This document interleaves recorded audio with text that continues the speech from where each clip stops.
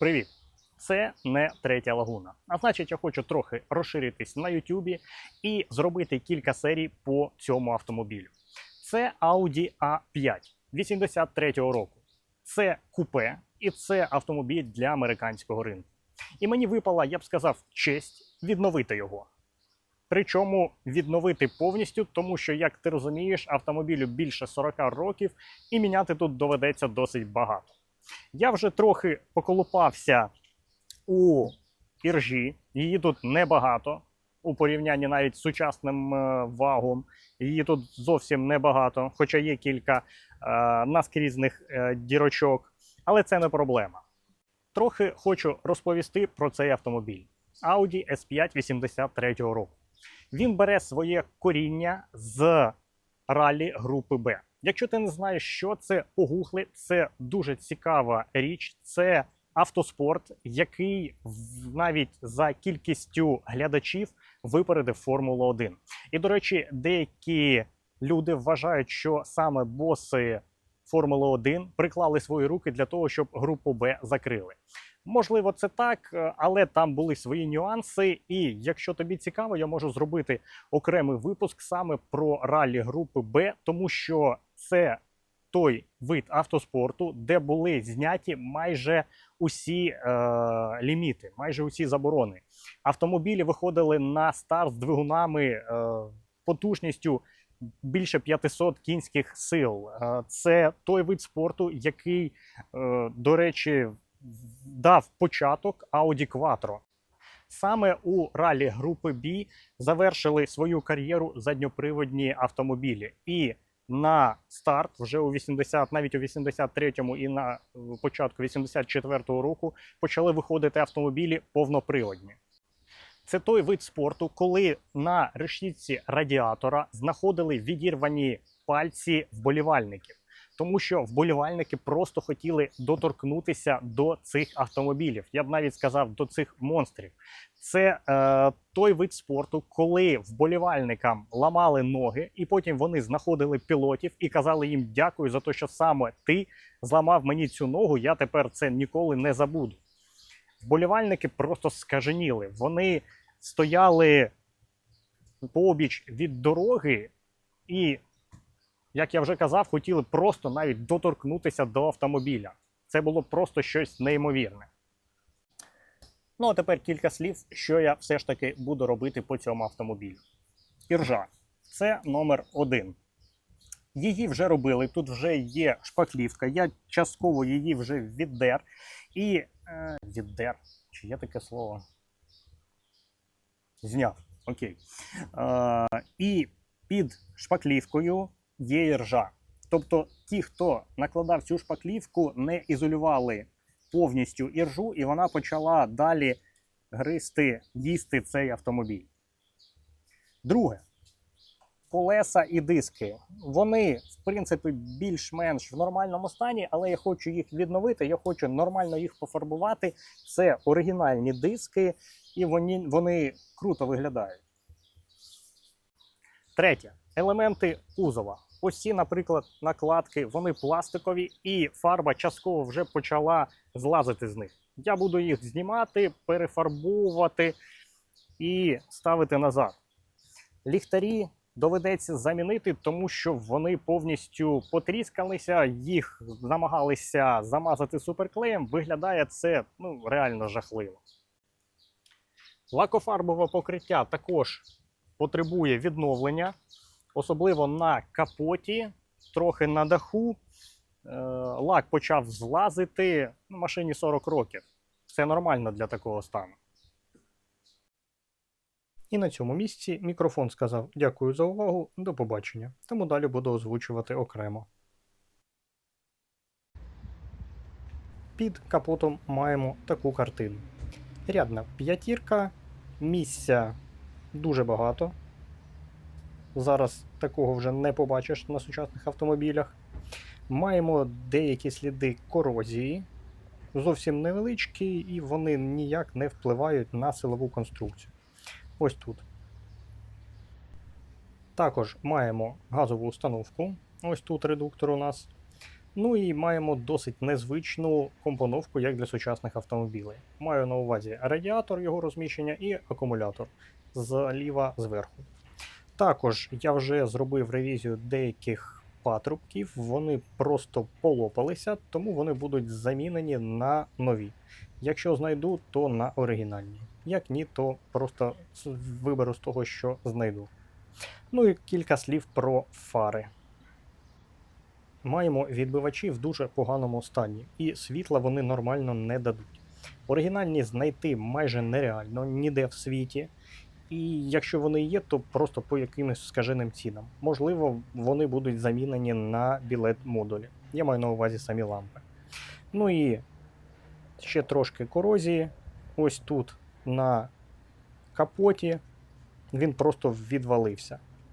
Тут доведеться зварювальні роботи проводити, але їх тут знову ж таки небагато. Стан, як бачиш, печальний. Але автомобілю 40 років, вкотре повторюся. Салон це взагалі окрема тема, тут дуже багато роботи для відновлення, зараз покажу і розповім. Передня панель з часом потріскалась, через те, що автомобіль довгий час стояв на сонці. Я вже знайшов нову оригінальну і вона буде замінена.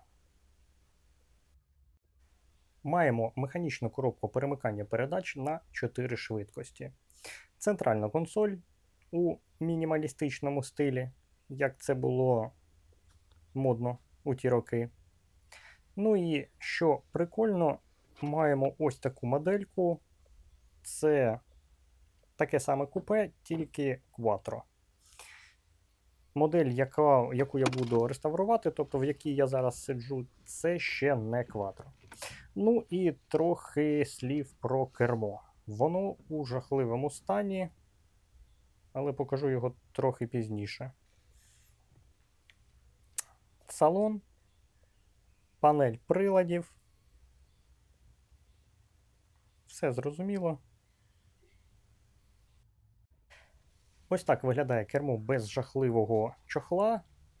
Воно облізле і, чесно кажучи, на початку я гадав, що ось це імітація швів. Але потім я зрозумів, що це відбитки від реальних швів, які були на цьому кермі. Тобто він був обтягнутий у шкіру. Ця шкіра, скоріш за все, лопнула і натягнули отой чохол. Ну, а цю деталь, гадаю, багато хто знає, тільки функціонувати вона має явно не таким чином. Це теж доведеться все виправляти. Поставлю на місце. Задній ряд сидінь, як у всіх купе, він невеликий, всього 2 місця. Зараз переберуся туди, спробую і скажу, як воно зручно чи ні. До речі, відсутні також і пасухи безпеки для задніх пасажирів. Доведеться їх десь придбати. Дістався заднього ряду, він зручний.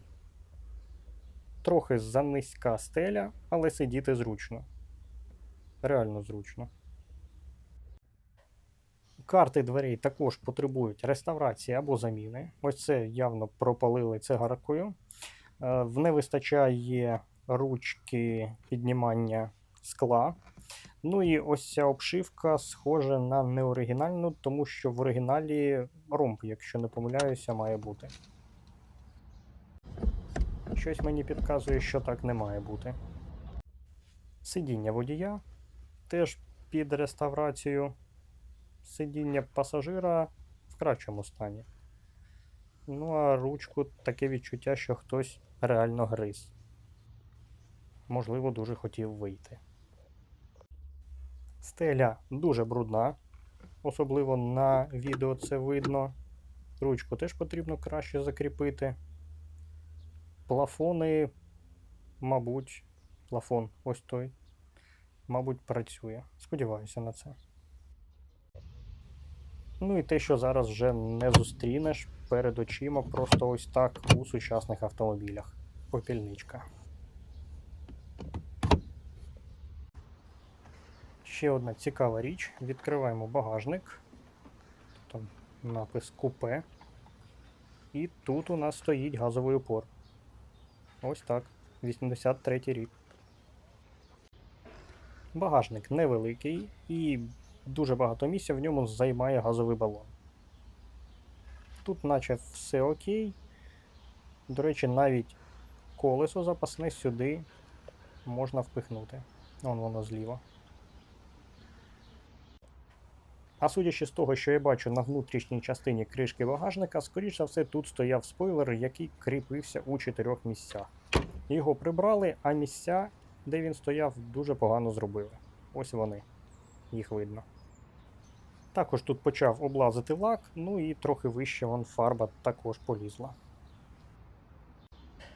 На автомобілі тільки одне скло не оригінальне, воно було замінено, і скло вкрите плівкою. І ця плівка почала злазити.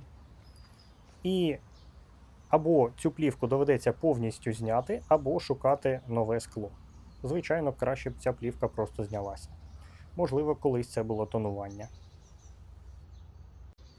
Капот майже в колір. До речі, капот, можливо, все ще оригінальний і він не фарбувався. Але лак вже почав злазити і корозія ось тут прикрита якоюсь наліпкою.